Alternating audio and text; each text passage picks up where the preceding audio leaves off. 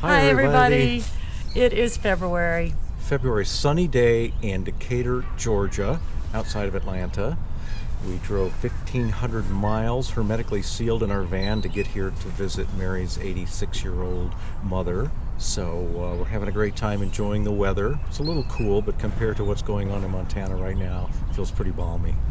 And our topic, the thing that's coming across our desk and our awareness this month is renewal. And the way it relates with the efficiency that's evident in the natural world. Part of what I'm experiencing, and you can speak for yourself on this, with having made this trip and been so careful not to bring anything that might infect my mom, of course, there is a renewal in the contact, to be fair, also in the warmth. And so we've even seen camellias. It's just been amazing, and that's right on time here, and they're coming to the rest of us and the rest of the country. But all of these things that have been working underground over winter, and the efficiency of that darkness even. And even above ground. You know, I like to think of on a yearly basis, and it's been a year ago that for most of us, the whole COVID experience really began in earnest. Since that started, it's not that your cells have completely replaced themselves. You may have heard the old phrase, your body replaces all of its cells every 7 years. Well, that's mostly true, but 7 years is the average. Some cells are replaced every week or two, and some take 10, 12 years to replace themselves. But the atoms that made up the cells in you have been 98% replaced since last year. And where did those atoms come from? Well, if you have every day since last year eaten tuna salad and had a pint of beer and continued to breathe, then all of the atoms in you now were atoms of that tuna salad and that beer and the oxygen and the other gases that you've breathed in. So you are sort of renewed. You're recreated in fact, a very that's profound way. all the time. Yes, It's happening right. all the time. It is. Yeah, and so, the other thing, of course, related to renewal and the efficiency, so let's talk more about that too, is that there is something quite striking and mysterious and wonderful about the way the natural world efficiently deals with disruption. And that disruption is actually absolutely natural. And all of you know that by now. You've experienced plenty of disruption in your life, no matter how long that life has been. And you have learned new things, and your body has learned new things, sometimes quite intentionally, and sometimes just by showing up and adjusting, and that's efficiency. So where else do we see it in the natural world? Well, I think as you were saying that, I'm thinking in some ways we've become a species that's far more concerned about avoiding disruption, which really can't be done, than one that, like the natural world, simply remains present and improvisational and figures out ways to take advantage of the disruptions and to adjust accordingly.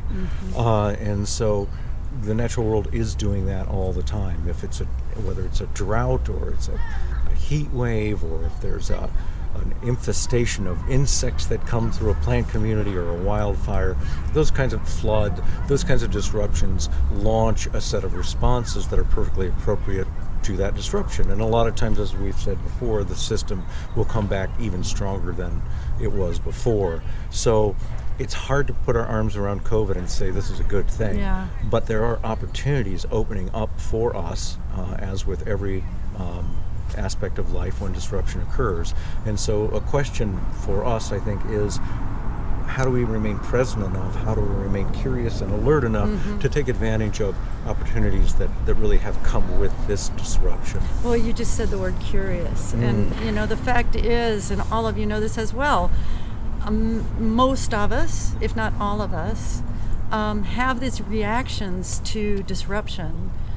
Certainly we need to make sure that the physical form is okay, and we need to tend to that. And that's the first thing. But beyond that, we tend to develop habits over a lifetime of going into anxiety and into depression, and those can be sidebarred into fear and suspicion. And so what we're seeing in this time of quiet, it's the first part of renewal in the year of seasons here in the Northern Hemisphere. So there's just starting to be hints, and we're seeing them better down here in the southern U.S.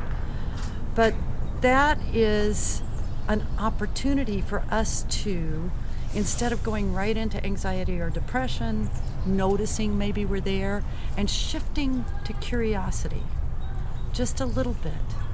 Because when there are disrupted situations, if we can back up just enough to get curious about what the new options are here, what is it?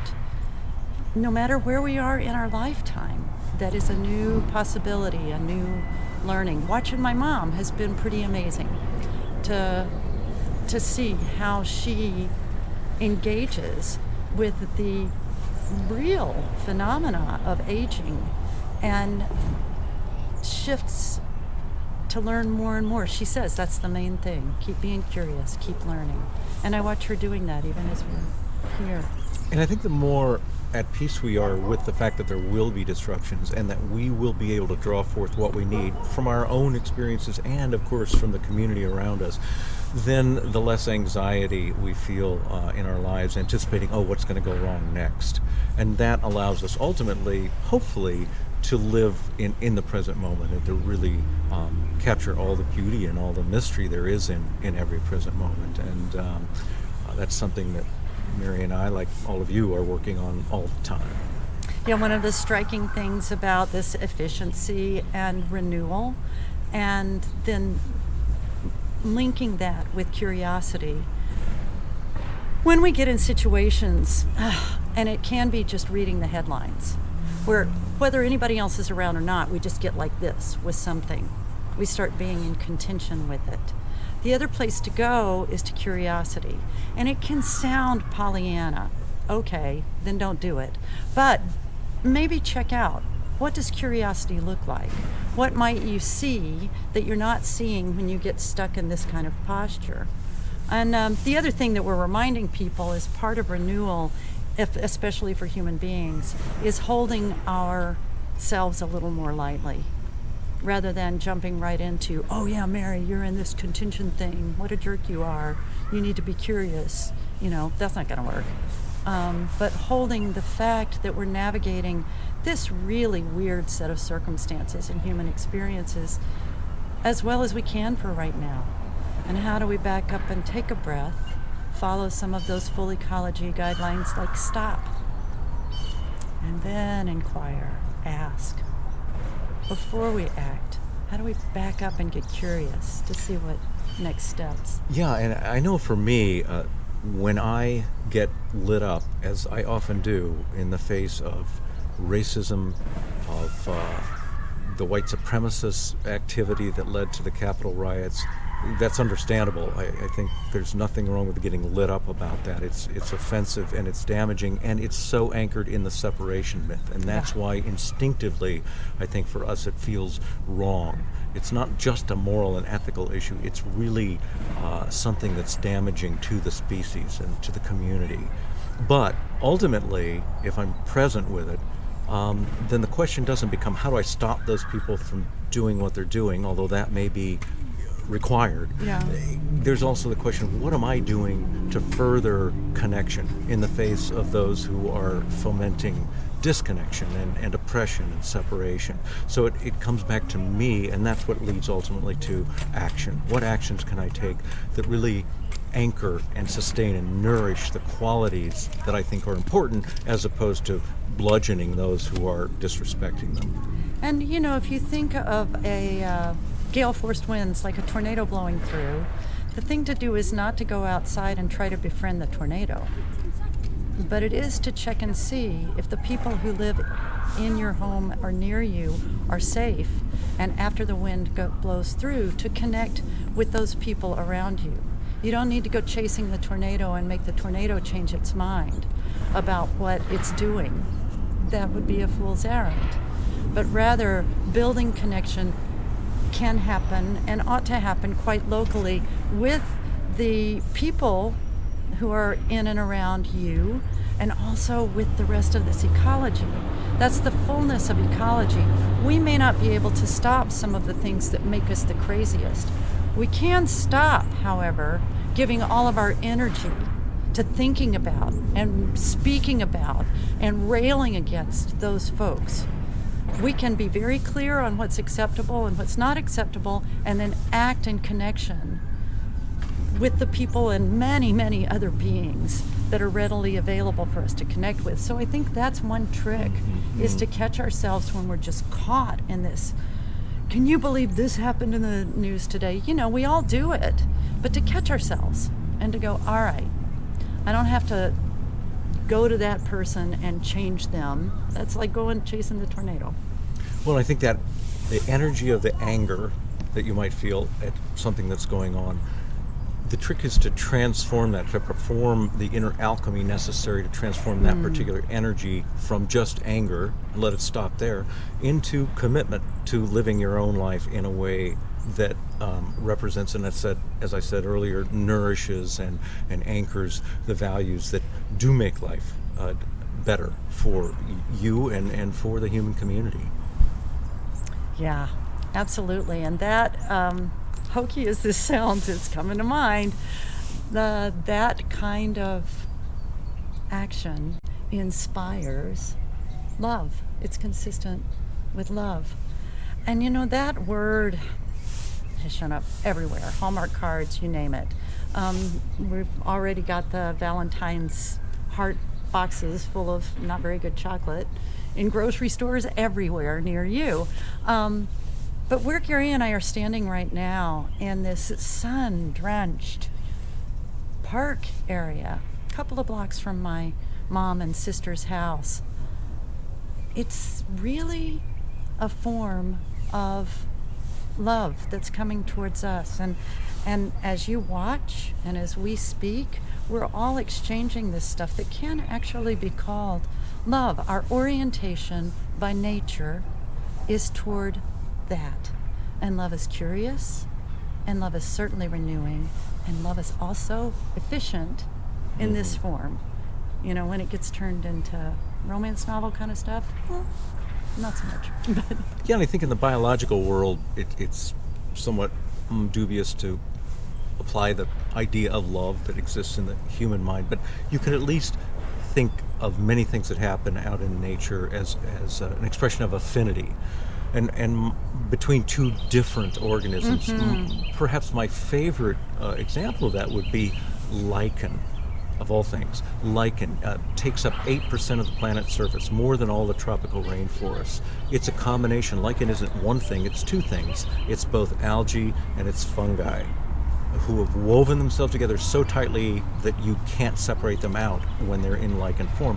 Lichen is the toughest, hardiest life form on planet Earth.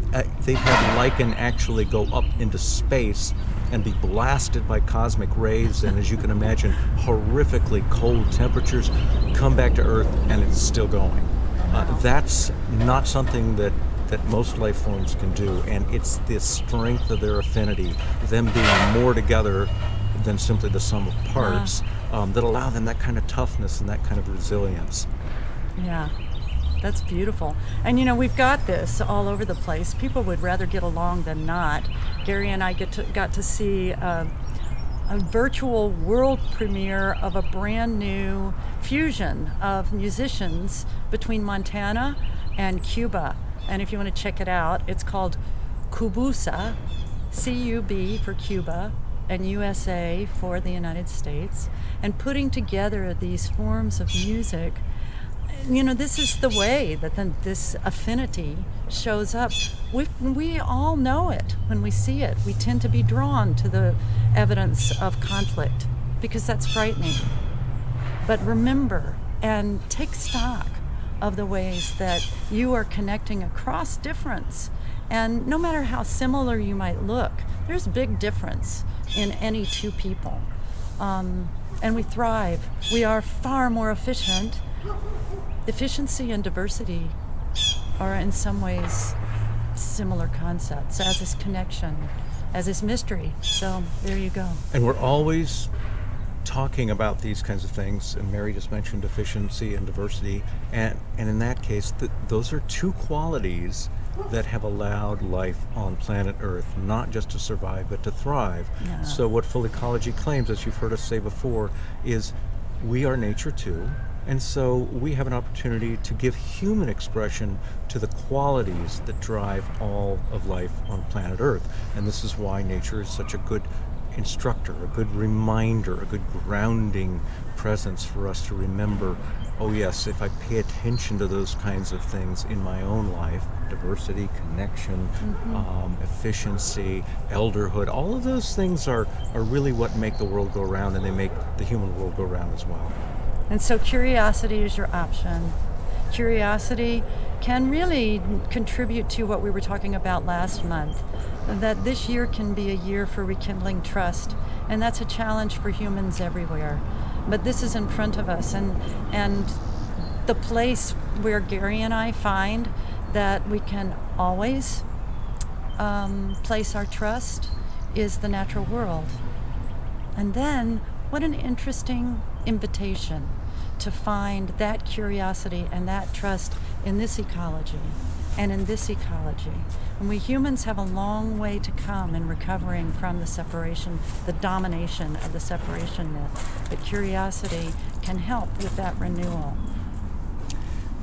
You never doubt that what you marvel at when you walk out in the natural world can be marveled at in you as well. Yeah. That may be sound so outrageous, but Give it's it a true. try. It's true. Give Yeah. it a try. What have we got coming up? We've got the deep dive coming up, and we've got the 2 meditations of the month coming up. Because we are traveling, we're going to do the deep dive on the second Tuesday, which I believe is the 9th, and the first meditation on the 11th.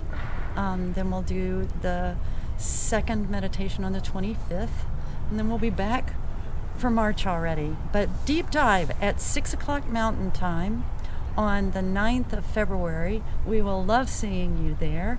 It will also be 6 o'clock on the 11th for the meditation. Right. Yeah. Oh, and if you aren't connected to us by, if you aren't on our mailing list and would like to be, please go to www.fullecology.com. Scroll to the bottom and you can subscribe. Also, you can always be in touch with us by email. You want to do that one? Connect@fullecology.com. And Great. just like we've been saying here, we believe that anything we do is made that much stronger by connecting to you and hearing what you do and what your perspectives Absolutely. and your wisdom and your lessons learned have been. So please join the conversation with us on the deep dive if you can. And one more thing I want to mention, there's another podcast coming out here in the next few days with a rancher in the Paradise Valley who is devoted, she and her family, to regenerative agricultural practices. And it was just a delight to get to talk with her about how they're surviving in COVID and how regenerative agriculture is helping them do that. So you can check that out. The podcast you can find on the website. It's also called How It Looks From Here. All right, that's a lot of stuff. I was going to say, that's a great conversation Mary had with Megan for regenerative agriculture. And I'm seeing regenerative agriculture mentioned lots in the news lately, and you probably are too, as we look toward carbon storage and sustainability. And this is an opportunity to talk to somebody on the ground who's actually practicing it, and it's really quite fascinating. So, yeah, it's back to curiosity and renewal. yeah, it is. It So all there you comes have around. it. Well, thanks for being with us. Thanks. Check in, be in touch. We always love hearing from you. And bye for now. Be well. Yeah, Thanks. Bye see for you now. next time.